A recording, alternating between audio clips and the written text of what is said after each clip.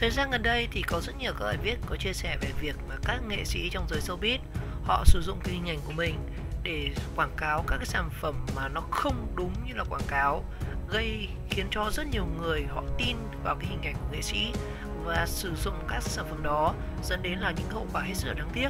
Và trong video livestream mới nhất của CEO Nguyễn Phương Hằng thì bà có chia sẻ về vấn đề này, và dưới góc nhìn của CEO Nguyễn Phương Hằng thì bà có đánh giá về một số các nghệ sĩ đã sử dụng cái hình ảnh của mình để tham gia việc quảng cáo, gọi là quảng cáo bẩn như thế nào. Chúng ta hãy cùng xem chi tiết trong video này.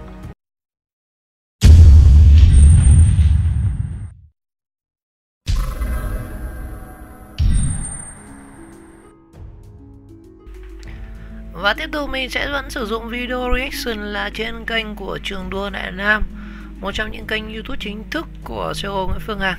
Chúng ta hãy xem là bà Phương Hằng nói gì về những việc mà nghệ sĩ quảng cáo như thế nào. Thú vị luôn, thật là bỉ ổi, nhiều khi khôn 30 năm, 50 năm dạy có 1 giờ.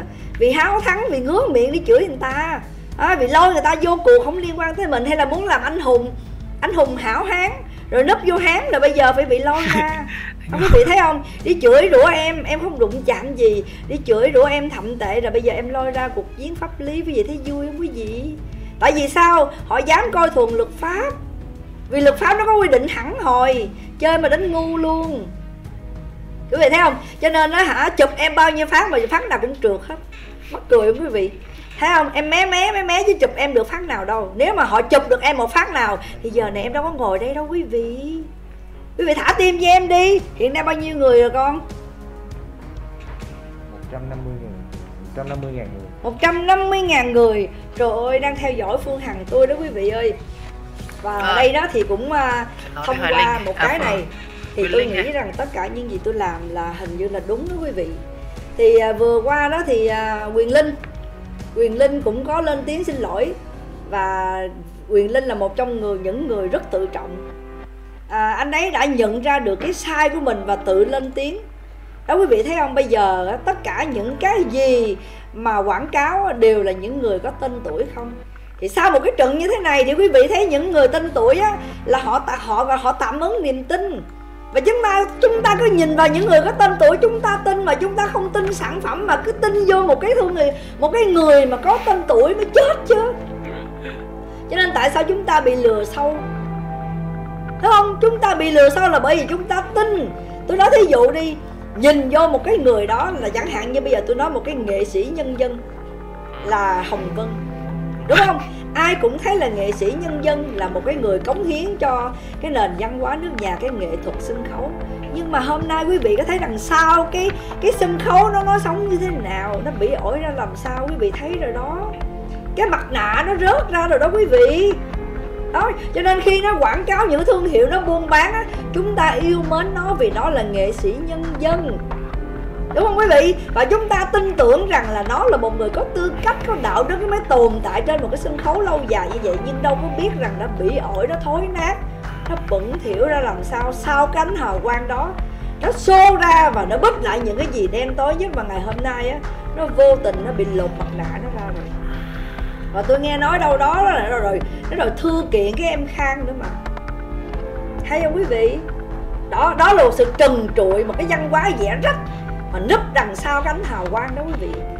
Cho nên tôi nói mỗi khi mà tôi xuất hiện để chuẩn bị mà trực tiếp á, trời ơi biết bao nhiêu người trù ẻo tôi bị tai nạn, bị Covid gì đó, hay bị cái gì đó nó khấn cho tôi, làm sao mà tôi đừng có lên tôi lôi tên tụi nó ra. Thấy không? Quý vị thấy rõ ràng không?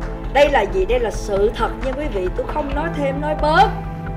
Đó, đằng sau những cái thương hiệu nổi tiếng, đằng sau những con người tự cho mình là cao đẹp, cao quý lắm, thì nó thối nát cỡ nào quý vị. Nó vừa ăn tiền mình mà nó vừa chửi mình nữa chứ. Thấy không? Con ngu thằng ngốc, con ngu thằng ngục, rồi là chó đẻ là rồi khốn nạn. Đó quý vị thấy không? Đây là một trong những cái bài học mà rất là đau thương khi mà chúng ta thần tượng một ai đó, hay chúng ta trao niềm tin quá lớn. Và riêng cái thằng Võ Hoàng Yên quý vị thấy không? Cũng vì niềm tin, cũng vì hiệu ứng đám đông cuồng luôn. Tôi nói thật với quý vị á, tới ngày hôm nay tôi vẫn biết có những người cũng đã thấy hối hận rồi, nhưng mà lỡ nhúng chàm rồi, lỡ lao vô cấu xé con nhỏ Hằng xinh đẹp rồi thì phải chịu thôi.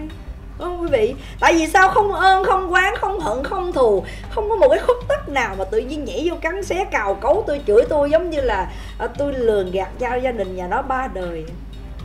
Quý vị thấy vô duyên không?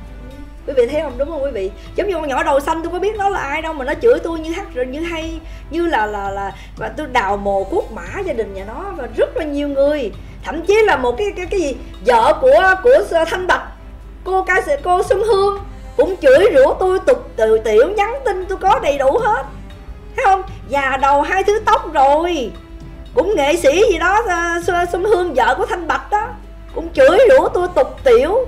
Ghen hay sao vậy? Ghen hả? Toàn là những cái con ghen ăn tức ở mà chửi đằng sau chửi tới không. Mà ôi mấy em ơi, suốt đời với em mình cái bóng chỉ Hằng.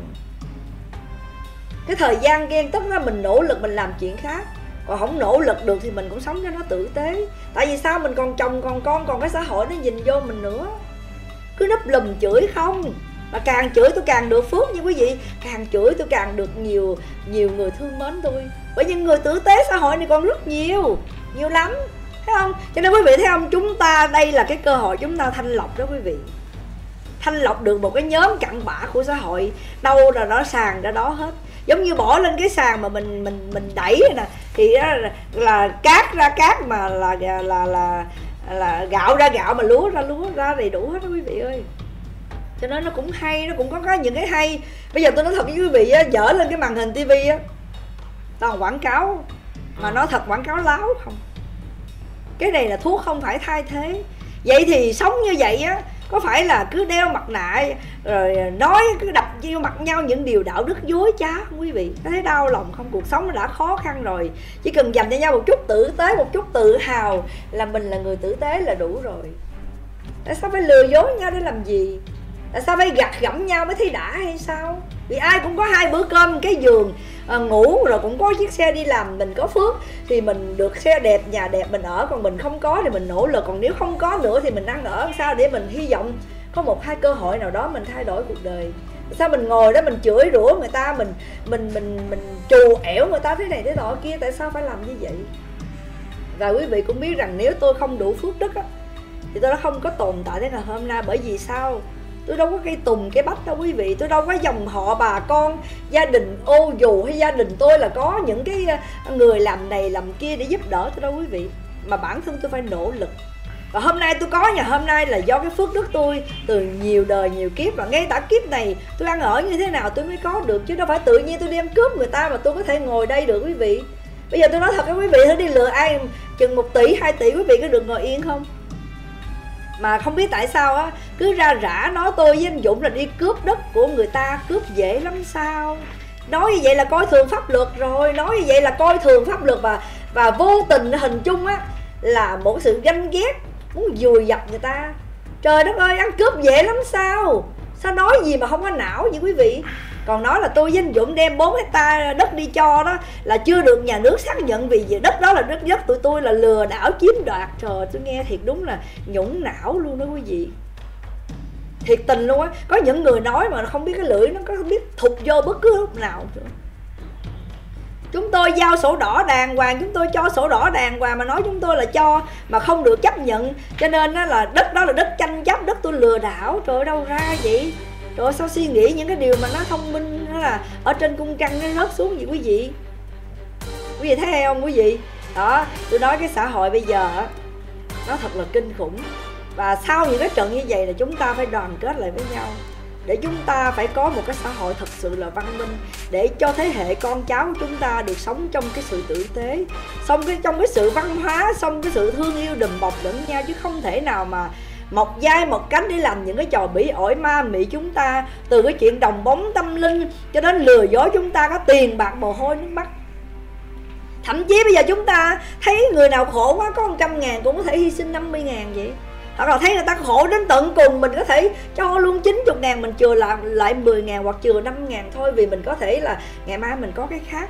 Nhưng mà khi cái niềm tin nó bị hủy diệt, cái niềm tin nó bị đánh tráo, khi cái niềm tin đó mà mình bị người ta hả hê lừa dối mình, thì cái cảm giác nó ra làm sao? Cho nên quý vị nói, quý vị phải hiểu cho tôi một điều là tôi là nạn nhân của 200 mấy tỷ. Bây giờ nó nói cái gì cái đó không quan trọng với tôi nữa, mà tôi không muốn ai bị lừa giống như tôi hết. Vậy tôi đúng hay tôi sai?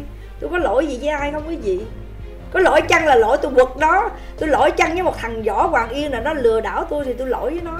Mà lỗi cái gì đây? Phải không? Tôi phải làm cho nó thân bại danh liệt, nó Võ Nằm Yên mãi mãi suốt đời, là cả dòng họ Tông Ty mấy đời nữa còn băng nhục. Vì sao nó dối trá tôi và nó dối trá cả cộng đồng trong và ngoài nước? Quý vị nghĩ coi nó tàn nhẫn tới cái mức nào, nó nổ tới cái mức nào, nó dối trá tới mức nào, nó nói xạo tới mức nào. Quý vị thấy trân tráo là không biết xấu hổ. 100 quốc gia mời nó nói như vậy trước cộng đồng, trước công chúng, không biết nhục là gì. Nó nói 10 chuyện chưa có một chuyện nữa. Rồi chưa gì là luật sư, nào là giang hồ, nào là luật sư. Những cái câu chuyện đó nó chỉ mới có tính chất tham khảo thôi. Bây giờ mới là một cuộc chiến pháp lý thật sự nè quý vị. Cho nên tôi nói với quý vị á, tôi có cái lá gan 50kg. Tôi nói thật lòng, khi cái sự kiêu hãnh của tôi bị xúc phạm, cái lòng tự trọng tự tôn của tôi bị chà đạp đó, tôi phải làm một điều gì đó thì mới là tôi. Chứ không phải là ai muốn nói gì nói, là không có đâu. Để đó, quân tử trả thù 10 năm chưa muộn. Thứ nhất là nhân quả, là giảng tiền. Cái thứ hai nữa đó là mình gieo cái gì mình sẽ gặp cái đó. Đôi khi họ đối đãi với tôi, họ sẽ gặp được người khác đối đãi trở lại, thì mới gọi là nhân quả. Đó, mới nếm trải cái khốn nạn của cuộc đời, mới biết cái cuộc đời này á, nó cần lắm cái sự tử tế, nó cần lắm cái tình người cao cả, nó cần lắm một sự ấm áp, một sự ngọt ngào tử tế. Chứ còn vật chất nó chỉ là phương tiện thôi. Cho nên tôi nói thật với quý vị á, cho nên đến giờ phút này á, tôi thành công, tạm gọi là tôi thành công. Nhưng mà tiền nó không phải là mục tiêu, nó chỉ là phương tiện thôi. Tiền nó là mục tiêu với những người đó là không có thông minh. Họ thấy tiền là họ sang bằng tất cả, sang bằng tình ruột thịt, sang bằng tình thâm, sang bằng tất cả. Và thậm chí vợ chồng đôi khi sống với nhau rồi buông nhau ra cũng quy ra thành tiền hết, để mà đối đãi với nhau. Những cái cao quý tốt đẹp hơn được sang bằng tất cả bằng tiền, không? Còn đối với tôi á, tiền là phương tiện, không phải mục tiêu. Mục tiêu của tôi là gì? Mục tiêu của tôi là những cái điều mà tạo cho giá trị cuộc sống, chứ không phải mục tiêu của tôi là tiền. Sau khi tôi muốn thành công tôi phải đi kiếm tiền, và khi tôi có tiền rồi thì tôi thành công rồi thì tôi sẽ biến cái thành công đó thành cái giá trị để tôi sống, tôi dâng hiến cho đời. Chứ tiền không phải là mục tiêu, tiền chỉ là một phương tiện thôi quý vị. Và thật sự ra nếu mà người hiểu biết phải hiểu một điều là tiền nó trong cái não của mình, chứ không phải túi người khác. Thấy không? Có người ta hơn nhau là gì? Lòng tự trọng và cái sự sáng tạo để kiếm cái đồng tiền cho nó sạch để mình sống, mình ngẩng mặt với đời. Mình đi lừa người này, mình đi lừa người kia, rồi cũng sẽ có người khác lừa mình. Còn nếu không thì mình bị bóc mẽ ra thì mình nhục nhã vô cùng.